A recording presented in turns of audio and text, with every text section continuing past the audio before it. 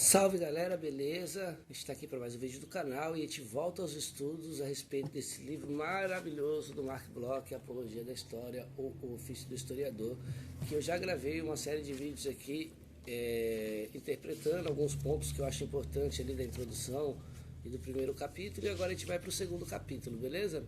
O segundo capítulo é chamado Observação Histórica. Então, se você não viu os outros vídeos, é muito importante que você veja para entender o debate aqui proposto por Bloch. Na primeira parte, basicamente, ele apresenta o método da história como método próprio e tenta distinguir o objeto da história dos demais objetos das outras ciências humanas, como a sociologia, por exemplo. E coloca que o método da história é o tempo social, o tempo dos homens, os seres humanos no tempo, e que a história vem desenvolvendo ao longo do que a gente chama de historiografia, uma série de metodologias para tentar analisar esse objeto de maneira adequada, beleza? E nesse segundo capítulo, então, ele vai tratar do objeto de estudo, as fontes de estudos, quando a gente pretende estudar a história, os testemunhos, né? Ou a gente pode chamar também de fontes históricas. Então, o capítulo chama Observação Histórica, né? A gente vai ver a primeira parte aqui, que é características gerais da observação histórica.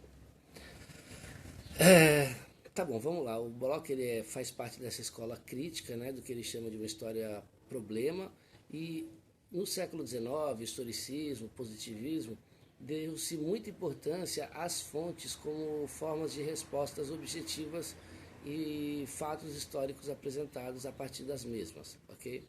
No século XX, principalmente ali com a escola dos análises, com a revista dos análises, melhor dizendo, né, ali a partir de 1929, é mais importante agora a pergunta que eu faço à fonte, a indagação que eu faço da fonte, as respostas que eu consigo tirar daquela fonte, do que a fonte em si. Tem alguns vídeos aqui que eu já tento tratar isso de maneira mais ou menos superficial, mas que dê uma base legal para você ir lá e ler o texto depois. Por exemplo, Documento e Monumento segundo Legoff, que é outro historiador da Escola dos Análises.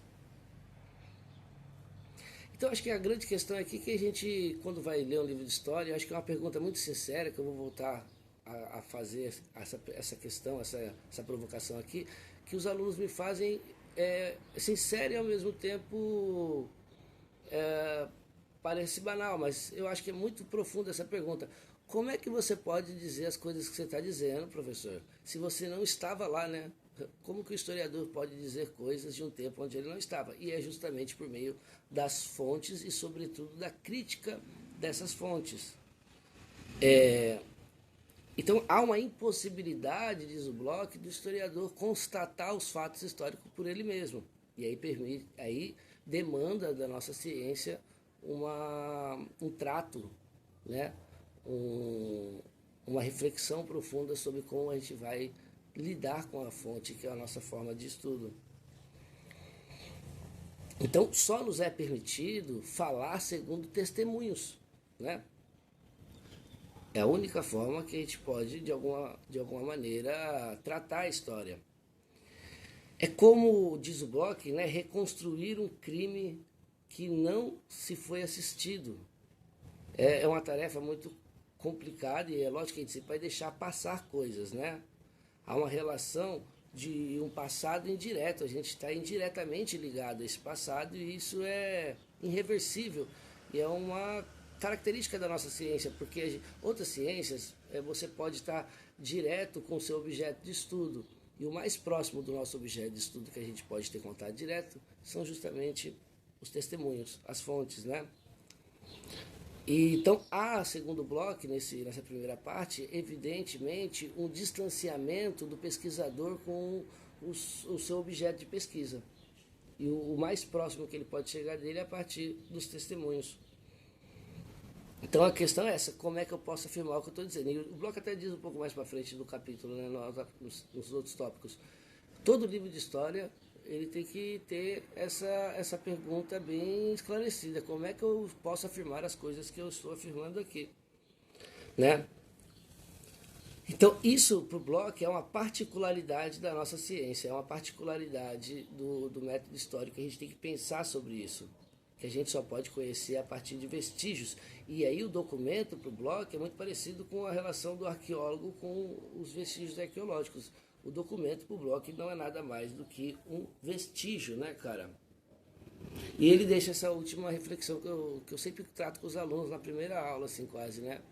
O passado, ele não pode ser modificado, de forma alguma.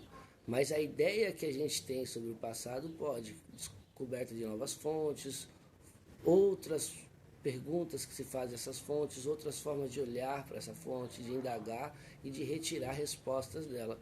Então aqui a função do historiador, a partir do bloco, se torna a pergunta que eu faço à fonte, e não a fonte em si.